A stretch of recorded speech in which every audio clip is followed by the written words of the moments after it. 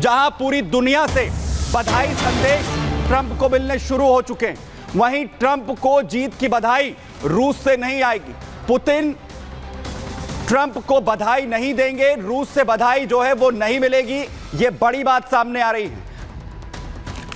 Putin के जो press सचिव हैं दमित्री पेस्कोव, उनकी तरफ से बयान सामने आया है जिसमें उनका कहना है कि रूस की तरफ से पुतिन किसी भी तरीके का जो बधाई संदेश है वो ट्रंप को नहीं देंगे। अमेरिका के साथ जिस तरीके से लगातार यहां अभी तक भी जो कोल्ड वॉर वाली सिचुएशंस हैं, जो लगातार टकराव है, वो यहां पर बना हुआ है।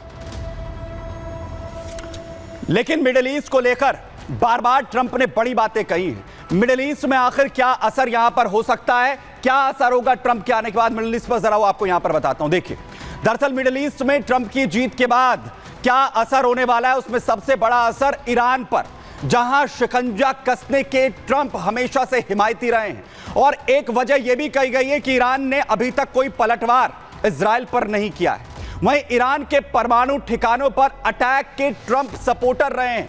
वो बार बार कहते रहे हैं कि परमाणु संपन्न देश ईरान को नहीं बनने देंगे। वहीं हमास और हिजबुल्लाह पर नेतन्याहू के एक्शन का भी वो लगातार समर्थन यहां पर करते रहे हैं।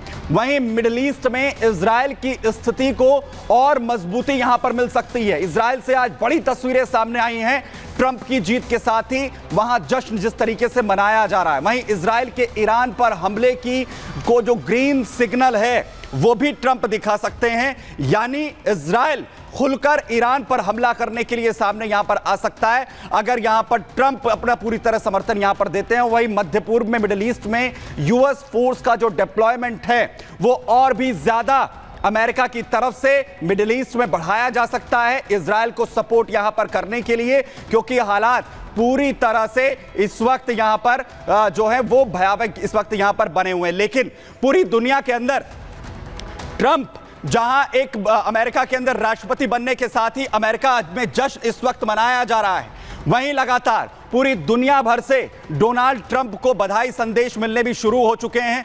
पुतिन भले ही यहां पर यह कहते हुए नजर आ रहे हैं कि किसी भी तरीके से उन्हें वो बधाई यहां पर नहीं देंगे, लेकिन चाहे इजराइल हो या फिर यूक्रेन, वहां से बधाई संदेश उन्हें इस वक्त यहां पर दिया जा रहा है। नेतन्याहू और जेलेंस्की की तरफ से किस तरह उन्हें बधाई संदेश यहां पर दिए गए वो मैं आपको यहां पर बताने जा रहा हूं। क्या कहा है नेतन्याहू, क्योंकि लगातार अमेरिका की सपोर्ट से इजराइल युद्ध में है और दूसरी तरफ जेलेंस्की जहां यूक्रेन को अमेरिका की तरफ से अभी तक सपोर्ट मिलता रहा है, लेकिन वो खासे उत्साहित है दोनों ही देश। क्या वजह है, और इसी वजह से जो नेतन्याहू है वो क्या यहां पर कहते हैं, ऐतिहासिक वापसी के लिए बधाई दे रहे हैं नेतन्याहू। कह रहे हैं कि ट्रंप ने जो ऐतिहासिक वापसी की है उसके लिए बधाई। रूस और इजराइल के संबंधों में ट्रंप के राष्ट्रपति बनने के साथ और ज्यादा मजबूती यहां पर आएगी, इसका जिक्र नेतन्याहू यहां पर करते हैं। वहीं जेलेंस्की जो है यूक्रेन से बधाई देते हैं ट्रंप को, और ट्रंप को कहते हैं कि ट्रंप को राष्ट्रपति पद पर जीत के लिए बधाई, और ट्रंप के दृष्टिकोण से यूक्रेन में शांति संभव होगी, इसकी उम्मीद भी जेलेंस्की करते नजर आते हैं। वो कहते हैं कि ट्रंप के नेतृत्व में अमेरिका भी और ज्यादा मजबूत होगा, और ये वही शब्द हैं जो सबसे पहले आते हुए ट्रंप ने दोहराए। और इसके साथ ही यूक्रेन और यूरोप में शांति के लिए प्रतिबद्धता की बात भी जेलेंस्की यहां पर दोहराते हुए नजर आते हैं। वो कहते हैं कि हम पूरी तरीके से प्रतिबद्ध हैं अमेरिका के साथ शांति लाने के लिए। यूक्रेन और रूस के बीच में जो जंग लगातार इस वक्त छिड़ी हुई है, यानी नेतन्याहू हो या फिर जेलेंस्की, दोनों की तरफ से जो बधाई संदेश है वो यहां पर दिया जाता है। और सबसे बड़ी बात यह है कि मिडिल ईस्ट के अंदर जो हालात इस वक्त बने हुए हैं, या रूस यूक्रेन के अंदर जो हालात बने हुए हैं, उसमें एक बड़ी उम्मीद कहीं ना कहीं ट्रंप लेकर आते हुए यहां पर नजर आ रहे हैं। वहीं मिडिल ईस्ट से अब बड़ी अपडेट मैं आपको यहां पर बताने जा रहा हूं, क्योंकि मिडिल ईस्ट में बहुत कुछ घटित हो रहा है।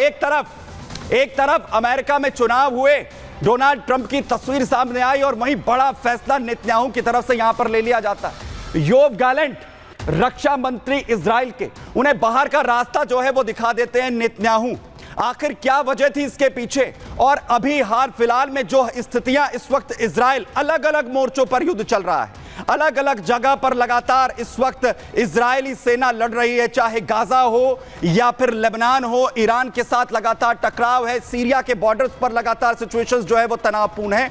और इन हालात के बीच में योआव गैलेंट को बाहर का रास्ता जो है वो दिखा देते हैं। और सबसे बड़ी बात, अभी तक जो योआव गैलेंट कंधे से कंधा मिलाकर लगातार बेंजामिन नेतन्याहू के चलते रहे हैं, बड़ी से बड़ी सीक्रेट मीटिंग्स हो, हर जगह पर नेतन्याहू के साथ योआव गैलेंट रक्षा मंत्री रहे, बड़े बड़े फैसलों में जो है वो नेतन्याहू के साथ नजर आए हैं। लेकिन अब कहा जा रहा है कि दोनों के संबंधों के बीच जो है वो कमी देखने को मिली, जिसकी वजह से यह फैसला नेतन्याहू की तरफ से लिया गया है। लेकिन इसके पीछे वजह क्या वजह है कि नेतन्याहू जब कहते हुए नजर आते हैं कि भरोसे में कमी यहां पर हुई है, भरोसे में कमी आई है, और इसके पीछे योआव गैलेंट को बाहर का रास्ता जो है वो दिखाया गया। नेतन्याहू ने जो उनके ऑफिस से बड़ी बातें सामने आई हैं वो मैं आपको यहां पर बताने जा रहा हूं। दरअसल युद्ध के बीच इजरायली प्रधानमंत्री नेतन्याहू ये बड़ा कदम यहां पर लेते हैं,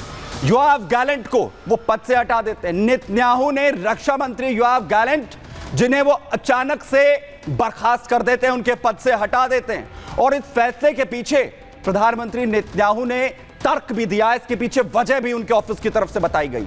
इजरायली पीएम नेतन्याहू के दफ्तर से एक बयान सामने आता है जिसमें इसके पीछे वजह बताई जाती है उनके और गैलेंट के बीच में विश्वास संकट पनपने की, जिसमें कहा जाता है कि दोनों के बीच में अविश्वास लगातार बढ़ रहा है और इसी वजह से हमास हो या हिजबुल्लाह, इस युद्ध में जो इजराइल लड़ रहा है उसमें लगातार दिक्कतें पेश आ रही थी। वहीं नेतन्याहू ने रक्षा मंत्री योआव गैलेंट को ऐसे समय में बर्खास्त किया है जब अलग अलग मोर्चों पर युद्ध चल रहा है, जब इजराइल एक साथ कई मोर्चों पर इस वक्त युद्ध के मैदान में है और उसमें एक बड़ी कड़ी योआव गैलेंट थे।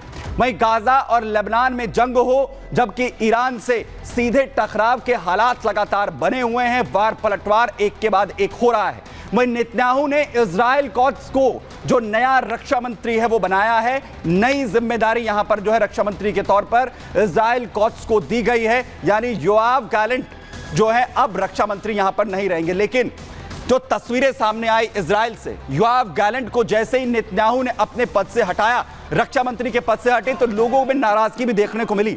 नेतन्याहू से लोग गैलेंट को बर्खास्त करने को लेकर नाराज हैं। तेल अवीव से ये तस्वीरें सामने आई हैं जहां लोग सड़कों पर उतरे, विरोध अपना दर्ज यहां पर करवाया गया है।